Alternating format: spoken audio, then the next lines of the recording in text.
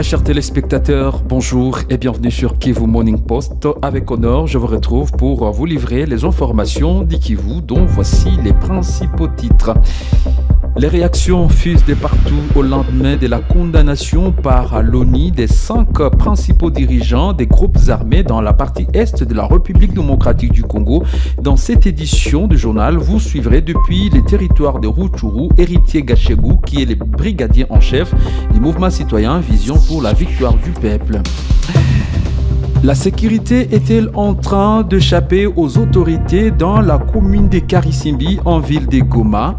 La situation semble de plus en plus inquiétante pour les acteurs de la société civile qui appellent les autorités à fournir plus d'efforts dans le but de sécuriser la population et ses biens. Ces titres et bien d'autres, mesdames et messieurs, vous seront développés sur Kivu Morning Post. Le temps pour vous de vous abonner et de laisser un pouce bleu.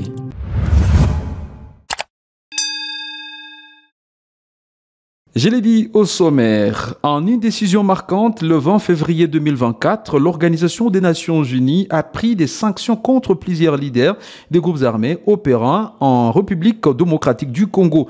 Parmi les individus visés figurent Willy Ngoma, porte-parole militaire du 1-23, et Michel Rukunda, commandant et leader militaire du groupe armé Twagnéo dans le sud Kivu.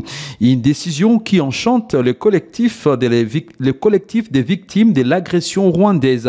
Héritier Gachegou, l'un de ses membres, invite cette organisation internationale à sanctionner directement les grands ténors du M23. Il est en ligne avec Blaise Bassabossé.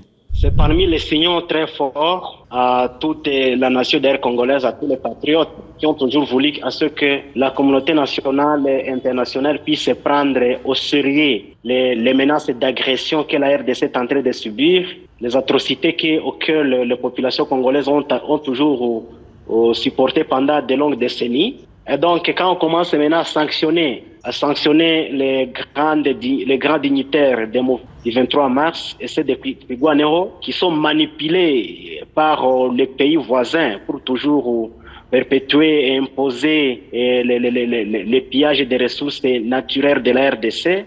Donc nous pensons que c'est le premier signal d'une prise de conscience par cette communauté internationale.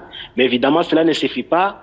On voudrait bel et bien que ça puisse être matérialisé. Dès lors que ceux qui sont visés par les sanctions ne sont pas directement des personnes qui d'ailleurs dirigent ces mouvements respectifs. Et donc nous pensons qu'il fallait plutôt sanctionner ceux-là qui sont des grandes personnalités et ceux-là qui peuvent avoir un peu de biens dans des banques internationales. Puisque quand on sanctionne des personnes comme Willy Ngoma, comme des personnes qui n'ont pas nécessairement beaucoup de moyens, qui n'ont pas d'ailleurs une grande histoire au sein de ce mouvement, au sein de cette histoire de l'agression de la RDC, et donc nous pensons que c'est encore une certaine légèreté. Si on a besoin que ça puisse aller un peu dans un sens plus ou moins sérieux, et donc on aurait dit sanctionner les grandes personnalités qui dirigent ces mouvements respectifs. La situation sécuritaire dans la partie nord de Goma devient de plus en plus inquiétante. La commune de Karisimbi est devenue aujourd'hui le refuge de hors-la-loi, se déguisant en élément des services de sécurité.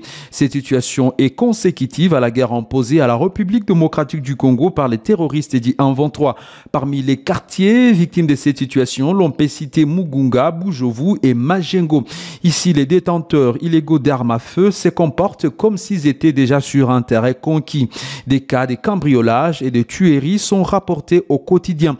Face à cette situation, le président de la société civile dans la commune de Karisimbi, Osleton, invite les autorités à agir. Christian Kalamou.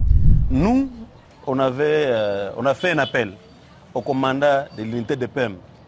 C'est les PEM qui sont là, censés traquer tous ces militaires hors service qui déambulent avec leurs armes de la ville de Goma,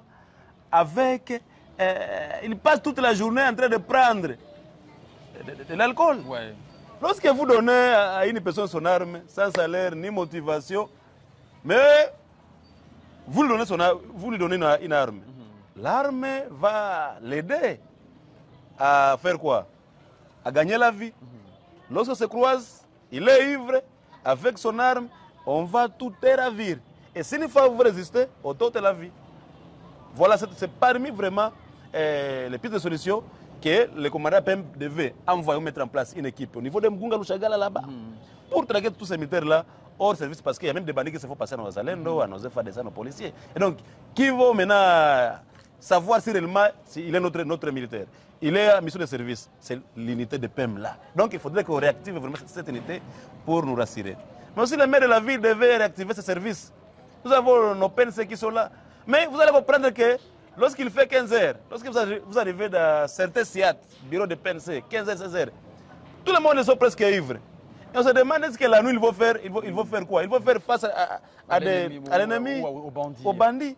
Voilà, c'est encore un problème. Donc, il faudrait que les maires puissent avoir des relations ou des discussions avec le commandant de PNC Ville de Goma pour voir comment est-ce qu'on va encore réactiver le moral de ces policiers-là. Il faut leur encore parler de leur mission, d'ontologie de travail, pour que nos populations nous puissions nous sentir dans nos bains. Restons toujours à Goma, où la coordonnatrice de l'organisation Compassion pour les albinos s'est dit inquiète de la situation que traverse cette catégorie de la population et enfouit les affrontements et qui se retrouvent dans les camps. Celle-ci invite les organisations qui œuvrent dans les camps à intervenir d'une façon particulière en tenant compte de l'état des albinos. Je vous propose ici de suivre ces propos recueillis par Blaise Basabose. Kwa hii wakati ya vita, sisi watu wenye kuishi na upungufu wa rangi, vraiment ni mateso sana. Ni mateso sana sababu mwili yetu kwanza haisiporte jua, haisiporte chaleur ya mingi. Na mwa ile condition yenye balminons wenye biko na jikuta ndani ya camp ya badeplace banaishi sous abri ya mabash. Déjà ils sont exposés kuile ma cancer ya mwili. Plus biko na encaissé les rayons ultraviolets, plus iko na détruire ile peau ya bo. Vraiment je ne veux pas, si je suis des assemblées à Mounagane, si peut avoir des moyens, vraiment, il faut que les autorités, même pas donc les organisations, Benyebiko vraiment censé que Saïdi a quoi il est mabitou, vraiment Bangali va tenir compte n'a il ma besoin spécifique. Je pense il est quand haïko parcelle à Moutou, je peux dire cela. Kusema bajenge, si kuneza kwa ta moyo babatie mumbao, ça peut aller. Mais comme nina angalia kusema bangie mumbao, inaweza kuwa sa vile quelque part discrimination. Moi, mais na haiko c'est pas haiko bien nguvu sana parce que là il y a pembeni ya pale kuko ma maison baneza ba abriter en dehors ya kubatia mon babage. Aller même au-delà, il y a ku disponibiliser quoi donc les crèmes solaires juste à protection yabo. Na quand on va intervenir, il ne faut pas penser seulement à la nourriture, le vivre. Il faut penser aussi donc les habits à manches longues na makepi. Parlons autre chose. La génération épanouie a lancé ce jeudi à la Maison de la Femme un projet ambitieux intitulé Women's Inclusion for New Security Rapid Response Fund, visant à sensibiliser les jeunes et les femmes sur des notions ayant trait à la consolidation de la paix et la promotion du leadership féminin.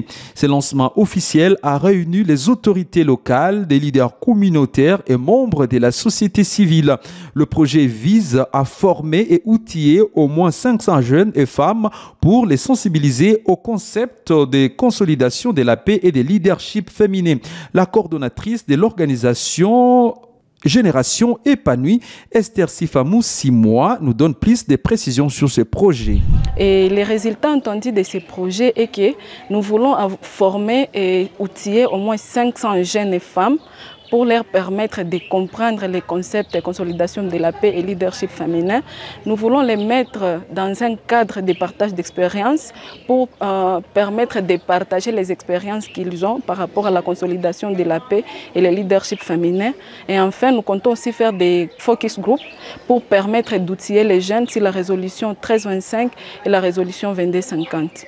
Très chers téléspectateurs, c'est sur cette information autour de ces projets que se clôture cette édition du journal sur Kivu Morning Post.